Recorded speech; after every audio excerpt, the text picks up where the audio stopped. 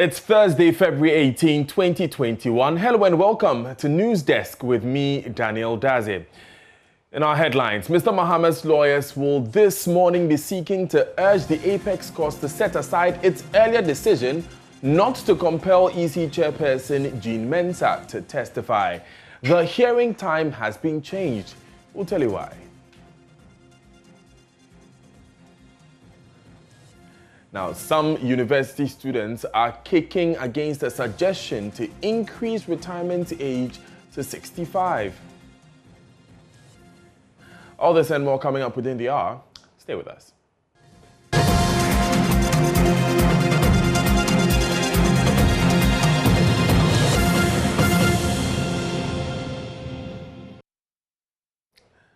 In our first story, a push to halt proceedings and overturn a decision not to compel EC Chairperson Jean Mensah to testify. Now, the quest of lawyers for Mr. Mahama as Supreme Court resumes hearing of the 2020 election petition today. We understand that Mr. Mahama's lawyers will this morning be seeking to urge the Apex Court to set aside its earlier decision not to compel EC Chairperson Jean Mensah to testify. The hearing has been moved to 11:30 a.m. Kweku Asante joins us from the court. First of all, Kweku, we understand that Mr. Mahama's lawyers actually wrote to the court to ask them to move the hearing to 11:30 a.m. Right, Daniel. So this morning at about 8:20 a.m., the Supreme Court received a letter from Mr. Tony Lita, the solicitor for John Dramani Mahama, urging the court to move the hearing time from 9:30 to 11:30, citing reasons that some of the documents that the respondents had filed came to them as late as 11 p.m. last night, and so they need some time, at least 2 hours, for the lead counsel for the petitioner, Mr. Chachuchi Kata, to be able to go through those documents and make legal representations of same in court today. And let me read part of the letter that was sent to the Chief Justice and signed by Mr. Tony Lita. It reads, "I received a call from the registrar of the court close to midnight notifying me of respondents' filed affidavits of proposing petitioner's application for review, soft copies of which is sent to my mail at 11:13 p.m. I forwarded the processes to lead counsel for petitioner at 11:30 p.m. In order to allow lead counsel for petitioner reasonable time to factor the said affidavits into his arguments in support of the application for review, I would respectfully request for this morning's proceedings be commenced at 11:30 instead of the scheduled 9:30. And so it was expected that the court will consider this letter that had been written to the Chief Justice in his administrative role as head of the judiciary. And so at 9:30, when the court was scheduled to sit, the registrar of the Supreme Court, Mr. Ntiaye, came in and announced that the Supreme Court judges had received this letter and had consequently moved that the sitting for this hearing be commenced at 11:30 a.m. instead of the scheduled 9:30. And so since the decision was made, the Electoral Commission chairperson, Madam Jean Mensah, has since departed the premises of the court together with her deputies, obviously to return at 11:30, as well as other counsel who have also left the court premises as of now. Daniel. You say that the Jean Mensah, the Electoral Commission chairperson, was there. I take it then that her legal team was also present, and so was Mr. Kufado's legal team. Right, and so at 9:30, when the hearing was supposed to commence, as was set at the last agenda date, all legal representations of both the petitioners and the first and second respondents were in court and were all seated, waiting for the court announcer to say court rise for the judges to come in. But at 9:30, we would usually expect that the judges will come in, but the registrar came in rather and announced that because of this letter, the hearing had been moved to 11:30. And so at the time, 9:30, when the sitting was originally scheduled to start, all legal representations as well as the parties were present in court. We obviously know that Mr. John Dramani Mahama, who had filed a petition, has not been coming to court these days. He came on the first and second days, but has not been coming these days and is represented sometimes by Mr. Johnson Estedin Ketia, the General Secretary of the NDC, or his running mate in the 2020 general elections, Professor Nana Jane Opoku-Agyeman. Professor Nana Jane Opoku-Agyeman was in court today, obviously to represent the petitioner, but because of this 2 hours shift and the originally scheduled time for the hearing, things would have to stay until then for the court to come in and hear the substantive review application. Tell me how the lead counsel for the respondents, both first and second respondents, tell me how they reacted to this announcement by the court. Right, so before all of them came in, our understanding was that all of the parties had received a copy of this letter. Indeed, I had cited a copy of the letter that was written by Mr. Tonelita to the Chief Justice, embossed by a stamp from Akufo-Addo Prempeh & Co, who had the legal representation of Mr. Akufo-Addo. And so at the time this came in, they were obviously aware that the petitioner had made such a move to the court. And so this was not the judges coming in so that the lawyers for both parties could have said something. So officially they did not say anything on record, but you could sense from the down there, I mean looking from the gallery up above the Supreme Court, they're murmuring to each other, but officially they've not said anything, and we're obviously waiting for the next 2 hours for the substantive hearings to commence. Daniel. Kweku, thank you very much for bringing us those updates. We'll come back to the court at 11:30 when the justices resume. Now, the Member of Parliament for Bawku Central, Mahama Yariga, has called for a review of Ghana's retirement age for persons in the public service. Mr. Ayariga made the submission during Wednesday's vetting process by the Appointment Committee of Parliament. Now, according to the legislator, the retirement age should be revised from 60 to 65 years for persons in the public service of Ghana. That includes the prisons, immigration, fire service, judicial service, Ghana Education Service, and others. Now, some students at the University of Ghana have kicked against the proposal by Bawku Central MP for the review of Articles 99(1) and 2 of the 1992 Constitution, which pegs mandatory age for retirement at 60. The students say it will rather worsen the unemployment situation in the country. For me, I don't agree totally with him. Because if you are saying that by 60, they have accumulated enough, and you want the youth to tap the knowledge from them before they go at 65, you could attach the youth to them by 55 or 50 years, so that the youth can learn from them. Considering the fact that now the unemployment rate is growing in the country. So we don't want to create a situation where there will be uprising, youth uprising, because there are no jobs for the youth to do. So I think that that proposal should be rethink through again, because the expertise can still be tapped by 55, 50 years, so that by 60 we can allow the old ones to go and rest. Not to go and waste, just go and rest, so that they can live a bit longer for us. Now, let me speak to Julius. Julius, Mama Yariga makes the point that, I mean, by 60 years, some people are actually still very strong to be able to, continue working. But we ask them to go home, and then they are moved away from the payroll onto the pensions fund. And that's a pressure on the fund. And they are not even able to, earn as much as they were earning when they were in active service. That's supposed to be a good reason, no? It doesn't seem like a good reason to me. How about the high number of students who are being churned out every day into the graduate category and don't have any jobs to do? Recently, Mr. Mahama Yariga, sponsored a private member bill to have school fees taken off for students. I don't think Mr. Mahama Yariga expects that these students come out and then job spaces that would have been available for them are still occupied by gray-haired people. We shouldn't have that situation in the country where the youth become very frustrated. In the recent voter register, you realize the youth were almost the greatest percentage, almost half of the entire number. And then that is where the unemployment is. The parliament already has power to create special offices, and they've been abusing it. In the case of special prosecutor, someone who is over 60, the court ruled in favor of him holding the office, which means they can just be creating offices and name them special and then put grey-haired people over there. They are abusing it. Article 70 appointees are there. Over 60, 70. That's what they stay in office with. And now we want to move that same thing to the public service where people could stay to up to 65 and all that. How about the students who are coming But Julius, you'd agree that, for instance, in academia, where, I mean, you're in the University of Ghana as a student, you know that the lecturers get better with time and with all the expertise that they gather. By 60, they might have just gotten to the point where they are able to, nuance the intricacies of their various courses. And you're asking them to go. The universities say that, we need this expertise. That's actually why we give them extra contracts. But we can't continue to bear the cost of putting lecturers on extra contracts. I mean, that should be fair for somebody who's a student. We already have such special categories. If you go to Kolebu campus, for example, you see very old lecturers over there, and the reasons are clear.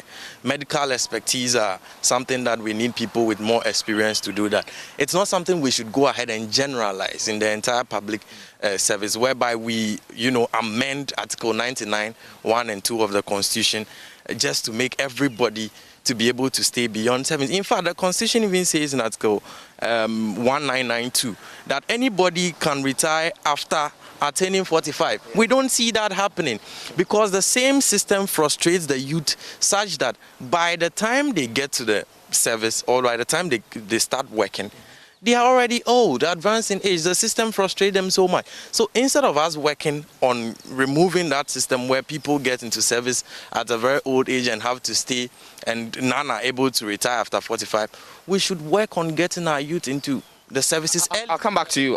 Julius makes a very important point about the sort of choking that we have in the public sector. But I mean, at this end of the conversation, Michael doesn't seem to agree with that. Michael, you think that we should allow them to continue being in service up until 65? Yes, I think it's very important. That's why I partly agree with the Honourable Member of Parliament that definitely we need these individuals who may have accumulated enough knowledge over the years. Now, at the tail end of their service usually is the sweetest in terms of the level of expertise they may have gathered. It is at that point where some people get international recognition. I mean, if you come to the University of Ghana campus here and talk about our lecturers who are old enough, if you go to Noguchi now, see it's COVID-19 has given the opportunity. Do we ask all of them if they turn 60 this year that they should go home? No, I think that rather we could be looking at the opportunities or different ways that we could also engage them. So I agree with him on the point of trying to have them still in service, but looking at it from the point of what Julius was talking about is how do we also find employment for younger people? Because when people go on retirement, that is when the spaces become available also for people to move up, then the bottom ranks become empty, then younger people like ourselves will get into the work. But of course, there's a suggestion that instead of making it a wholesale, mandatory retirement at 65, you could keep it at 65 at mandatory, but at 60, people could voluntarily go on retirement and still get all the benefits that they would have gotten if they continue to be in service, given reasons like health conditions and so on and so forth. Well, Mano, then again, that's what I'm saying, that I prefer that we actually go that way. So that, and looking at Ghana as young as we are as a country, we need to hone on these individuals' expertise just so that we could grow the country. Some of these people are coming from times when none of us were available. And when people are on retirement, they begin to forget about all of these things that they used to do. So rather have a better way of engaging. Maybe, like he's saying, not putting them on the payroll of the various institutions, but on the pension fund, which may help. That's so that the burden leaves. The pension fund is already, stressed and strained. Can I continue? I already pay for pension all through my life. So if it's time for me to reap and you tell me it's already strained, then I'm wondering why I should pay. They should have asked me to put the money in my private account so that I dish out the money as and when I prefer it. But you see, Mano, we have to look at this systematically so that we are not only trying to keep more people in because of the expertise that they have, but we should be looking at creation of jobs. I'll come to that, and that seems to be the solution that all of us agreed before we went on air. But let me speak to Vanessa. Now, Vanessa, there's a conversation about sharing and passing on experience so that greenhorns who just enter the field can learn from older folks who are 60 and even beyond that. So, I mean, a suggestion of rationing. So the older folks come to work 2 days in a week, and then the younger folks who are just entering will still get the jobs, but would do their job, maybe 3 days or half of what the older people would have been doing? Thank you, Manuel. For me, I think the solution may be simple. What is the solution? I think that at the age, if they are thinking of actually moving it to 65, and indeed they move it, I feel that at the age of 60, they should have a lot of mentees around them. You understand? So if you're going to, if the position is not a political appointment, with that one you may never know because election determines who gets what, right? But if it is just public service, how about you have people whom you feel you're going to hand over to? How about you have them around you? You have them follow you around. You have them do the work that you feel that you're supposed to do, because that is the only way we can actually transfer the skills from one generation to the other. But we don't have it around like that. If we are, let's say we're in the University of Ghana, and let's say I work in the registrar's office, right? And he's about to go on retirement, and probably I know that he's going to hand over to me. At the age of 60, the registrars will have me around him all the time, so that I get to learn the skill that he has already acquired in those long couple of years. Because if you don't do that, now when the new person comes, we now have to give him the space to learn on the job, which actually affects us, and that's what has been affecting us over the years from now. Yeah. Great. You make, and Mama, you're hearing the the arguments that are coming through. I just want to take a quick round of suggestions from them. Well, she says mentorship, and training of subordinates can be the way that we phase out older employees and allow younger and fresher energies to enter the space. But beyond that, Michael, in your own estimation, possibly 30 seconds, what do you think should be the best solution to keeping the quality of human resource in our various institutions, and yet again make sure that there's not so much of high unemployment within the space? So I'll go with what Vanessa is saying, that yes, we have to create the mentee-mentor relationship again, but not just that. We have to create additional space within the already existing infrastructure that we have, so that we get to have more people also. Some people also come with fresh ideas and not make it look as if the other people are the ones who have better ideas. Then also we have to look at documentation of information on what the roles that people do. I think that what we lack here, yes. So then that even when somebody's even gone and we don't get an opportunity to have a mentee or a mentor relationship, I get to read about the things the person had done. Yes, personally, I could do that, yeah. Great. So institutional memory, the employing archival systems and so on. Well, you said mentorship. That's all? Yeah, I feel that apart from mentorship, there should be other means or ways. For example, I feel that we as human beings should be able to allow, when some people really get comfortable in a particular position, they don't even want to pass on. That whole selfish behavior, excuse me to say, should be stopped, because we should actually be thinking about continuity, grooming people to continue where we left off. And I think if we do that, so many things will change. Yeah. So many things will change. Continuity. I'll come to you briefly, and then I'll end with Julius. How do we solve this problem? Yeah, so for me, I think that we should make it mandatory, and at a certain age, if the Constitution can staple that at a certain age, the person should be attached. We should have, like Vanessa said, the mentor and then mentee relationship, so that we know that by 60 years that the person is going, we have somebody he or she has trained to take over, so that the skills can pass on. I think that should be the best way to go. Great. So let's not at all consider the Honorable Mahamayaga's proposal to review it. He says that the folks who are in the service who are going older have more to offer. They may get more money if they are still in active service to actually look after their kids who are in school and so on. That's a point that he makes. Still doesn't suffice for you. What will suffice for you? How about their kids who are just about to leave, like myself?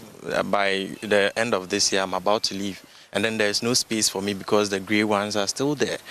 we have enough expertise and human resources in the youthful energies that we can infuse into the systems. Let's create space and infuse them into the systems to work. The fresh graduate student can do that. If you take services like the immigration service, the police service and all that, you want to maintain people above 60? We cannot do that. We should infuse our students into the system. They should be more focused on the youth. And I believe he started that when he advocated for us last 2 weeks or so. But he should be a bit consistent with that. Away from that story, Minister-designate for Gender, Children and Social Protection, Sarah Adjoa-Safo, is pledging to rebrand witch camps located mainly in northern Ghana to help fight the menace of women being held in bondage in so-called camps accused of witchcraft. The issue of witches' camps is one that has been extensively covered by JoyNews, and in this report, we first broadcast in 2020, for example, we highlighted the difficulty in reintegrating the alleged witches. The Nabuli Witches Camp, for some, a safe haven where women accused of witchcraft, fleeing persecution, find solace. But for others, this is a dreaded open dungeon where those that are unwelcome in their own homes come to die. This camp has been here for as long as anyone here remembers. Now it is about to shut down. Kuma Awie is one of the last women packing up to leave.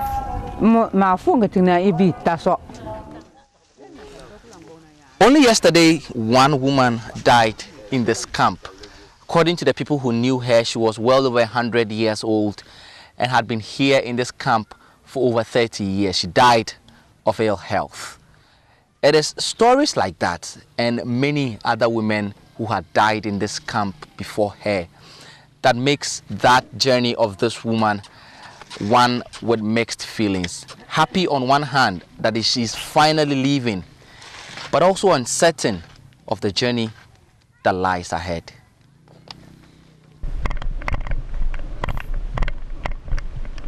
Kuma Awie's story is like that of many who came before her into this camp. Someone in her hometown said she saw her in her sleep trying to cut off her head.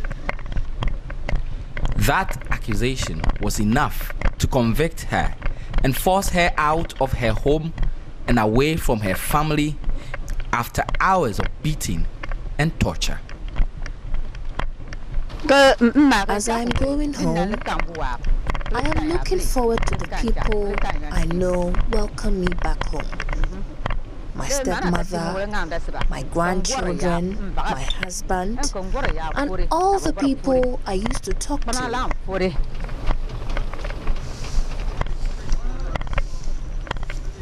Mma Ble Bala is also leaving the camp, but would not be going back to her home village 18 kilometers away from Nabuli, where she came from 25 years ago. She is choosing instead to live just outside the Nabuli town.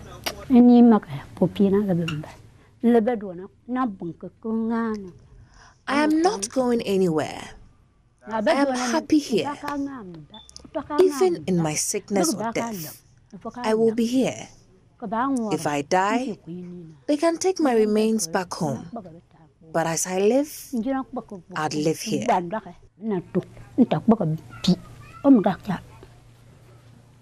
Why can't you go home? Why can't you go back home to Nawek?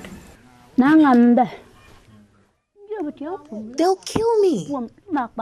The sort of beatings I suffered when I was accused of witchcraft nearly took my life. I can't go back to that again.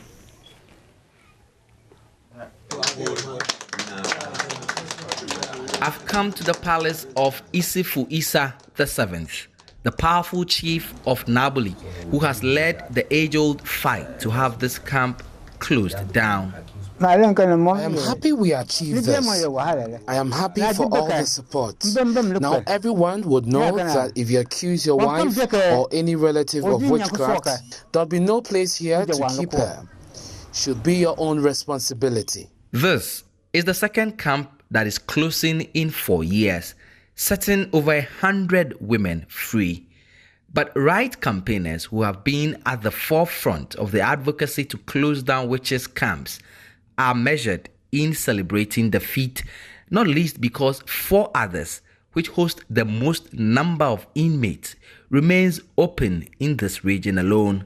So as the celebration greets this camp's closure, the uncertainty of some of its inmates who are unsure of what would happen next remains. Justice Bedu, Joy News, Naboli in the northern region. But the Dom Kwabena MP, who would be in charge of the ministry responsible for the problem if passed, told Parliament's Appointments Committee that she would take a different approach in trying to deal with this problem. Some document which indicated that in Kambaga, which camp, for instance, there are 600 inmates. When they were engaged, only one was prepared to come back home. So I believe that a rebranding of these camps, because as far as the women are concerned, they have found family in these camps. And so I would engage them. Minister nominee, a rebranding of the camp, which is camp. So your policy will be to rebrand them. I know that it has to do with, you have a background in human rights. It has to do with infractions of human rights, that they are being held hostage because of some people's cultural and social beliefs. So when you use the word rebrand, are you going to promote the detention of supposed witches? Mr. Chair, definitely not. I indicated that attempts to withdraw these women has proven difficult in the past. That is why I believe that another and a novel approach to dealing with the matter would be more prudent. So if they see it as homes and the ministry supports them with the necessary social amenities that is expected of a state, they are given food, they are put on leave, and they are given clothing, I believe that that negative branding as a witch camp will be taken away. And the women also, I intend to go through with them some education on the need for them to also know that these abuses meted on them are not legal, and they can speak out and report to the police as need be. But I think the approach we've used in the past hasn't worked, and so I will look at a new approach, which is more collaborative. Now, women's rights activist who has been working on this issue in northern Ghana, Haja Lamnato Adam, has been sharing her thoughts with Gifty and Wapia. I think that we will welcome new approaches, but the issue of rebranding, I really thought that she could go further than, so that we can appreciate what she means by that. Because this is about people's culture. This has to do with long-age cultural issue. I don't know whether the rebranding will have to change the name, or it will stop the inflow of people to the camp, or perhaps it will stop witchcraft accusation. The point she made before she said that was the women themselves, in the story that Justice Bedu has done, for example, talk about the difficulties they face going back to their families or to their original communities. It looks like they are happier living there, but the problem is the living conditions there are terrible, and that's why she talks about rebranding and making it more habitable for these people. Does that work for you? Yes. So you've seen that the issue about the witchcraft accusation is not mainly just about the people in the camp. You appreciate that a lot more violations are going on that are outside the camp. Actually, these women really see the camps as safe haven. Yeah. But that doesn't mean that women do not still want to go back. Okay. Now, one thing we need to be clear is that people are doing reintegration with the community of choice. There are a lot of women who say that I want to go back, but probably not from the community in which I was humiliated, in which I was beaten, and probably banished. Right. And so we must look at a whole lot of approaches in dealing with this, rather than just focusing on the camp. But then even in the camp, I want to see that there are a lot of social amenities that are not in the camp. We want to see that they are given at least now, so that their life at the camp also can be bearable for them. Okay. And then also, the issue of rebranding. Let me say that the people in the communities in which these camps are designated do not fear these camps. And these camps are not located in cities. I don't know whether people will leave cities and come and live in these designated camps. Okay. Or is the people within the community who they will probably put some things in those areas. Now, their lives testify pains physically challenged people live with in Ghana. But in the adversaries, they have found rays of light in playing soccer. The team has won major honors playing the sport. Their team has found some major honors in playing the sports, pardon me, and they are looking forward to playing a continent-wide skate soccer tournament in 2020. Let's catch the story. My name is Ahmed Garba. My age now I do like 45. I do training football. Kickoff in downtown Accra.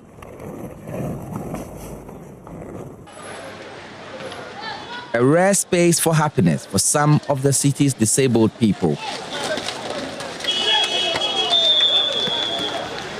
Once every week, some of these amputees come here to play football.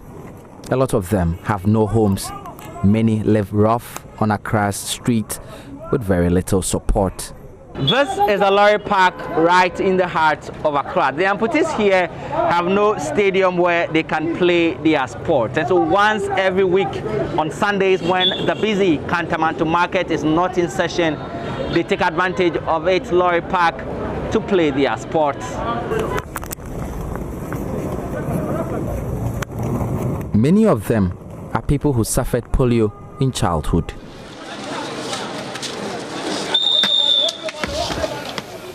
If I score the ball, I dey happy, papa, because before you score the goal, you go suffer. You go wound. Somebody go push you. The thing, if you score the goal, I dey happy myself, papa. They've regained the lost self-respect. People had no respect for them, but this project has brought back the respect, the love, and people treat them better. Their team has played in national tournaments staged in Accra and were preparing for a Skate Soccer African Cup before the pandemic struck in 2020. For 10 months of restrictions during the outbreak of the pandemic, the government banned public gatherings. That included sporting activities like skate soccer. Ahmed and his friends could not train during the period. When they returned in December 2020, the private companies who sponsored their game had also run into bad times, and all of them, feeling the pinch of the pandemic's effect on business, withdrew their funding for the sport. When the lockdown was put in place, it took a toll on us because some of us had to hit the road to go find them food, sanitizers and everything. So it's been very, very tough. 2020, we've entered a new year and it's still not looking too okay so far. But the corona came to spoil everything for us. Because no training, nothing. I get wife, I get children. Before the corona go, I suffer too much. But unless, thank God, because I didn't seek cry. But the one I would chop, I suffer before I get.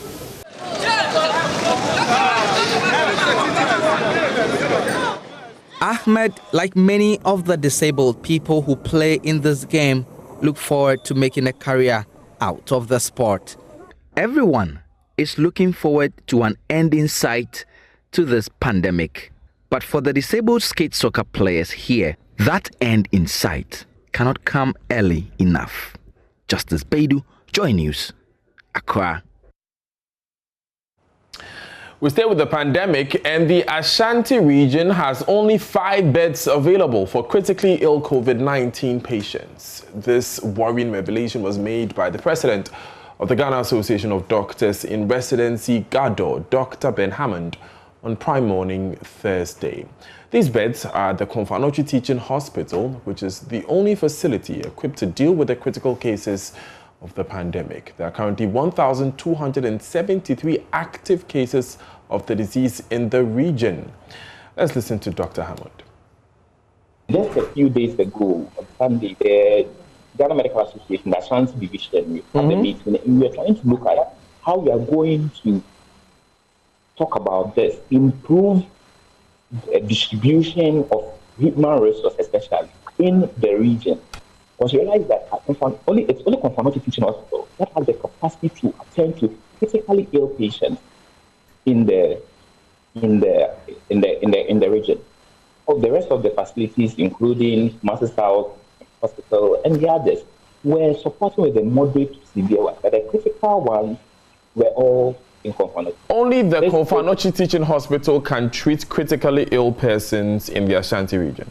With COVID-19, yes. That's worrying. That's What's the capacity of Konfanochi Teaching Hospital to deal with critically ill persons?